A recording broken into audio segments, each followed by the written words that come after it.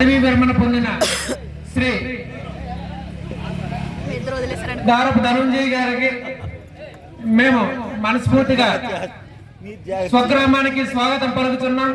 మరియు వారికి భారత సైన్యంలో చేర్పించిన వారి తల్లిదండ్రులకు నేను ఈ సభాముఖంగా వారికి పాదాభివందనలు తెలియజేసుకుంటున్నా. భారత సైన్యంలో పనిచేయడం ప్రతి ఒక్కరి కళ. ఆ కళగానే మనం ముందుకు పోవాలి.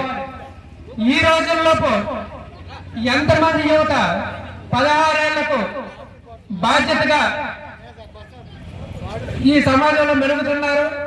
ఎంతమంది నేను 10వ తరగతి ఇంటర్మీడియట్ పూర్తి చేసిన వెంటనే నాకు ఉద్యోగం కావాలి, నేను సమాజానికి ఉపయోగపడాలి, లేదా కనీసం నా తల్లిదండ్రులకి లేదా నా స్వార్థం కోసం లేదా నా కుటుంబం కోసమైనా సరే నేను బాధ్యత గల ఉద్యోగం చేయాలని ఎంతమంది అనుకుంటున్నారో. కానీ ఆ రోజుల్లో సుమారు 20 సంవత్సరాల క్రితం నేను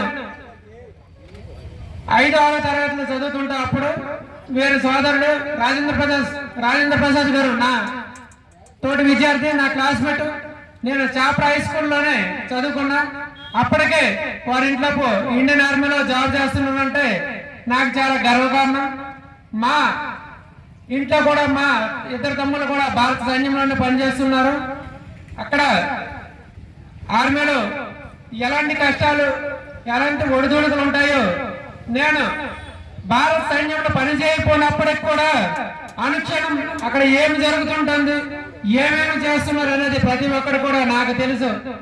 మా తమ్ముళ్ళిద్దరు కూడా ఆర్మీ పెరేడ్ ట్రైనింగ్ అనేది పూర్తయిన తర్వాత పెరేడ్కి తల్లిదండ్రుల నుంచి ఆహ్వానం వస్తే మా తల్లిదండ్రులకి అక్కడ భాష యాస రాదు కాబట్టి వారి స్థానంలో నేను అక్కడికి హాజరయ్యాను.